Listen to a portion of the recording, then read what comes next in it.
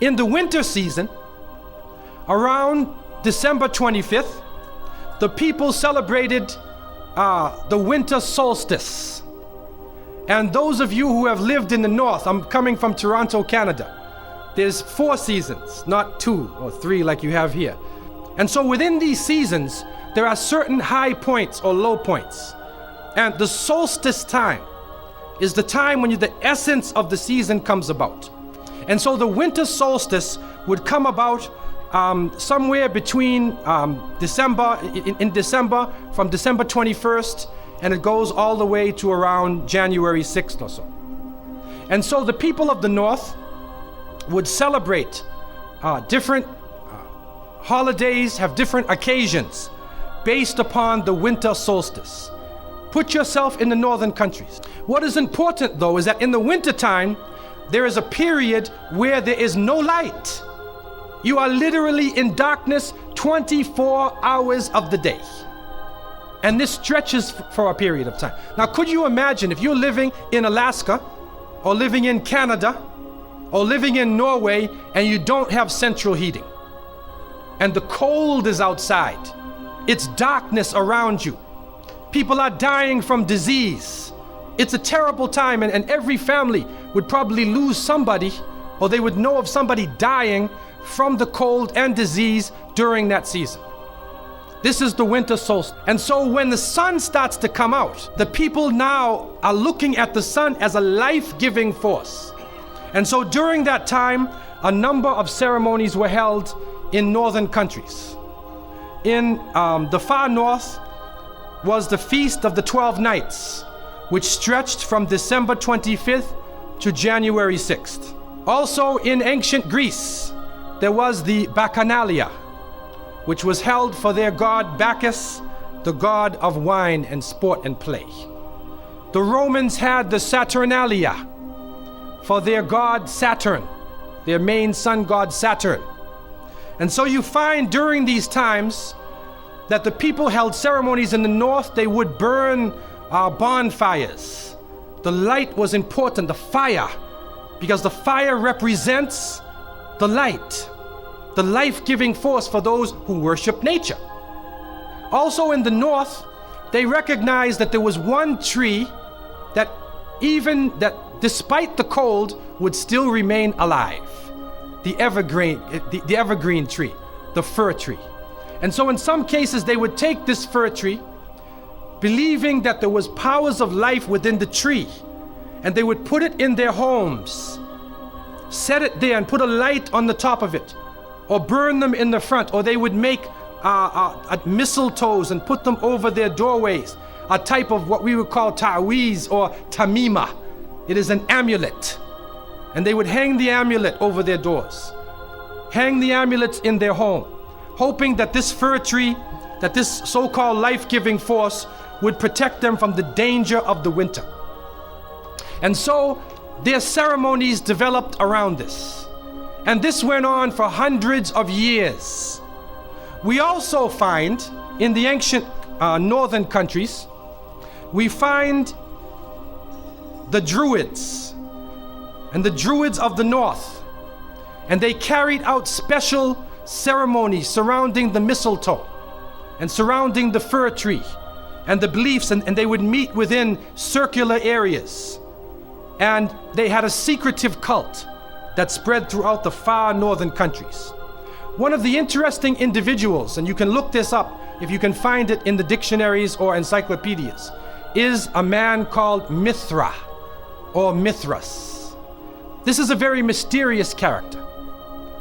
And when you look at history, you find that this individual called Mithra was born on December 25th. His day of the week was the 7th day of the week, that we still call Sunday. He was supposed to be the son of the sun god himself, and they had a special sacrament made up of bread and wine, and they would make this drink during this time, and supposedly he died for the sins of the people.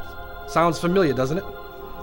But when you try to find Mithra or Mithras in the encyclopedias, they, through state intervention, erased the name. Why is this? That is because after the time of Jesus, Isa alayhi salam, when his followers, when the message began to spread, and they went north. And you'll see within historical writings that Barnabas, one of his disciples, met a man named Saul or Paul, who later called himself Paul. Paul said he saw Jesus on the Damascus road. And he went to the disciples, but the disciples turned against Paul. Only Barnabas stayed with him. But when Paul and Barnabas went into Greece, Barnabas left him. Now, what is the reason why they all left him? What are the concepts coming through Paul? Many people say, well, they left him because he was Saul before and he used to torture the early followers of Isa alayhi salam. But also you can see, and if you look at present day Christianity, that most of the concepts of the Trinity, of the blood sacrifice, the original sin, and most of the concepts which relate to more than one God are coming through Paul. The preachers are quoting Paul sometime more than Jesus during their sermons. And so Barnabas left Paul. And somewhere in the early days, in Rome or Greece, somewhere in that area, those missionaries who were teaching the teachings of Jesus, Isa alayhi salam, met with this force coming from the north. And so you will see in ancient Roman history that in some cases the Roman emperor would go out to the Colosseum and the gladiators would be fighting each other and everybody's cheering for the gladiators. Sounds like one of our football games. They would go to the Colosseum, right? And the gladiators would fight. And then if one of the gladiators was down, and they would look at the emperor, should I kill him or not? And if he wanted to kill him, he would go like that. Right? You know, that sign down. If he said keep him alive, he goes like this. One of the terrible things happening during these rituals at the Colosseum is that they would bring the Christians out, literally men, women, and children, and feed them to hungry animals. They would take a hyena or a wolf or a lion and get it hungry and crazy and beat it and throw raw meat at it and then send it out on the people, and they would literally cheer and watch as the animal ripped the bodies apart. This is a terrible culture. Tear the bodies apart. And so somewhere along the line, somebody who couldn't take the torture, who felt that maybe we can win these people over, made a compromise. And you start to see changes going on from the early part of the Christian era in Southern Europe, where the major ceremonies held by the nature worshiping people are combined with Christian names and Christian ceremonies, and therefore what comes forth to us is a mixture with the two streams coming together, where you get a monotheistic name or a monotheistic character with a pagan ceremony. And so the mixture of this together is what is giving us the present day holidays that we see. Number one, we understand that Isa alayhi salam, according to the different reports of the different scholars in many religions, he was not born in the cold weather. History shows us that he was born during the warm weather. Even in the Christian traditions, they have the belief that the shepherds were tending their flocks outside. And in Palestine, you cannot keep your flocks outside in the wintertime in the evening. You bring them in because it's cool at night. And so it was the warm weather. It was also the time of the taxes in the north. In the story coming in the Quran, when we see the mention in chapter 19 in verses 24 to 25, and we see the mention of the story of Mary, because it is the belief of the Muslims that Maryam, may Allah be pleased with her, was a virgin, and she had dedicated her life to the worship of one God, prayer and fasting. And by the power of Allah, that the Creator breathed His Spirit into her, and she conceived Jesus. He said, be and it is. She conceived Jesus, Isa alayhi salam, without a father, without a man. That is a belief of Islam.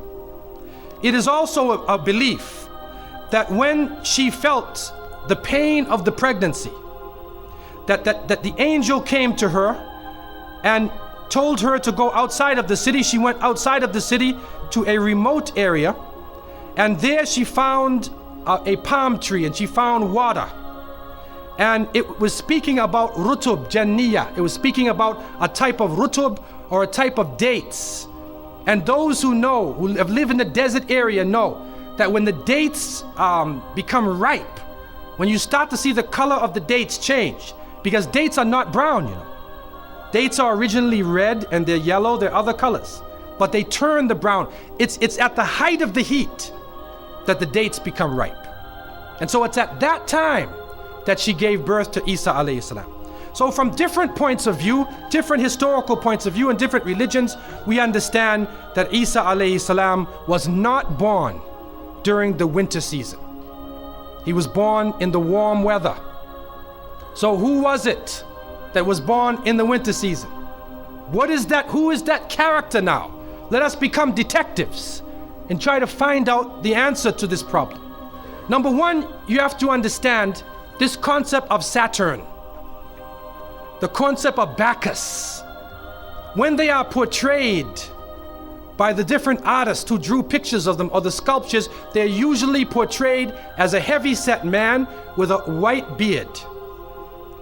And when in the Sistine Chapel, Michelangelo drew his picture, you could see the long flowing beard, and there are actually pictures of this man on a sled being drawn by snakes with wings. Snakes with wings. Snakes do not normally fly. But in this case, the snakes have wings, and the heavy-set man is on his sled being drawn by these flying animals. Sound familiar to you now, doesn't it? He's being drawn by the flying animals. He's performing miracles. He's coming out on December 25th, which is not the birthday of Isa alayhi salam, has nothing to do with Christianity. It is the time of the Bacchanalia and the Saturnalia, and he is representing riotous fun, drunken revelry. And so what happens on Christmas, the Christmas season, especially in America, people today are not even thinking about Isa alayhi salam. They're not even thinking about Jesus. They're looking how they can get drunk. On Christmas, what is going on? In the Caribbean and many parts, if they offer you a Christmas pudding or Christmas pie or Christmas drink, watch out. Because it's probably laced with rum or wine. That's the spirit of the season. Now, this riotous occasion that was going on went so far that the Christian church banned it. And the Church of England, according to historical sources, actually banned it all the way to 1647. It was prohibited in England to celebrate Christmas because they saw Christmas as being a pagan holiday. This is an official position taken by the Christian church, the Church of England, who were known at that time as Puritans. What happened was an individual was superimposed. A name was superimposed. We hear about the name of Saint Nicholas. Saint Nicholas. Now, according to some historical reports, Saint Nicholas was a Christian bishop who lived in the 4th century in Asia Minor, which is now known as Turkey. He was a very thin man, very austere. He used to spend his time in prayer and fasting, and he loved children. And he spent his time dealing with children. And because of this now, his name, some believe, was imposed upon that day, and Saint Nicholas or Saint Nick comes into that position as being the main man of the day. There's another concept, which is even deeper than that. And that is that Saint Nicholas himself is actually coming from the ancient writings of Beowulf. And in these writings, which are done in the Scandinavian region, we find the name Nick or Nickel or Nicker. He was known as a demon, the demon of the north. He was known as the evil spirit of the north, the name of Odin, the evil principle. And so in Germany, and in many of the northern countries, the people actually looked upon this so-called Saint Nick as being an evil force, and they would tell their children in the wintertime, don't go outside, because if you do, Nicholas will come along, Nickel will come along, he'll capture you, put you in his bag, and take you away. And so they used it as a negative concept. In Isaiah, in what is left of the Bible, in chapter 4, in 14:13, the devil is known as the prince of darkness. And it is an understanding that his throne, the seat of his power, is in the north. Somewhere in the north is the seat of power of this evil. And so the Germans also, when they depicted this Nicholas, or this Pelsnickel, as they would say, Pelsnickel in German, it means a furry devil. When they depicted him, they depicted him as a man with red fur. He had red fur coat, and his base was in the north, and he was the essence of evil. And the Church of England till 1647 took the position that this celebration could not go on. So what we are actually seeing is that the Christmas occasion was actually the time of evil. It was the time of the belief in the Saturnalia and the Bacchanalia. And because of this, they shifted the occasion to New Year's Eve. They shifted all of their feelings and their merriment and their evil to New Year's Eve.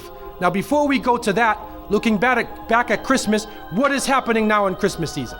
I don't know what goes on in Miami, but in the northern cities, on Christmas occasion, they put lights around and Santa Claus parades. Do you have a Santa Claus parade here? They have Santa Claus parades, and St. Nicholas is outside, and he's in the streets, and everybody's talking about St. Nicholas, and the poor children are taught that St. Nicholas is going to come down your chimney.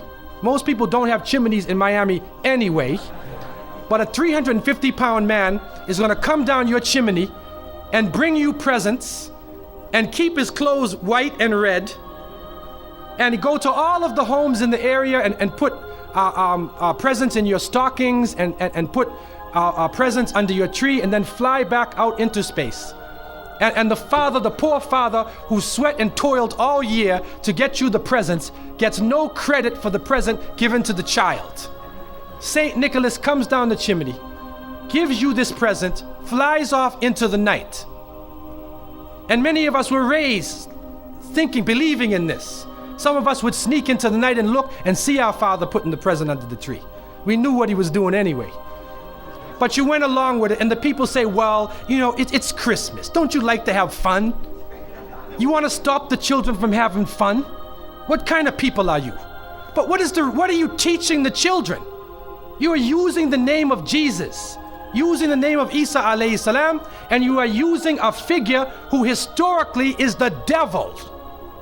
The devil himself, wal-iyadhu billah. They are using his figure, and he has now taken over the Christmas season. Christmas now to most people means materialism. You have to buy presents for your cousins and your friends, and you got to buy about 34 presents. And you find that most American people are in debt for 6 months after Christmas. Now, where is Jesus? You get drunk, you fight, you lose all your money, the stores raise their prices. Isa alayhi salam is described as a very humble person. Most of the time he didn't wear shoes, only 1 or 2 changes of clothing. A very simple person, eating very simple food, fasting most of the time. You see what is going on? There are 2 streams now, a stream of polytheism, a stream of monotheism, and now the polytheism, the materialism, is overtaking the monotheism and standing in the way and taking over our society. And some foolish Muslims coming along from outside of in their country say, well, I just want to be an American. I want a tree too. So I said, one of the brothers said he had a Christmas tree in his house. He came for, I said, brother, do you know what the tree stands for? He said, no. Okay, I'll get a palm tree with dates. I'll make it halal, a halal Christmas tree. But brother, you have to understand what it means. You have to understand what it means. Number one, the Prophet ﷺ, when he spoke about, he talked about ar-ruqya, wa tama'im, wa tiwala. He said all of these things are shirk. That if you hang amulets thinking that this ta'weez or this amulet is going to protect you from something, then you are actually giving power to the creation of Allah and taking it away from the Creator. If you think that by making some spells, going to a magician and asking them to put a spell on someone, you want to get married, so you go to the Sahir and say, put a spell on Ali, I want to marry him. Put a spell on Zainab. What kind of marriage are you going to have if you go to the magician? And so the Prophet, peace be upon him, named all of these things, the superstitions, the amulets, all of these type of things are the other stream which goes away from monotheism, from the belief in one God, and takes you into another religion.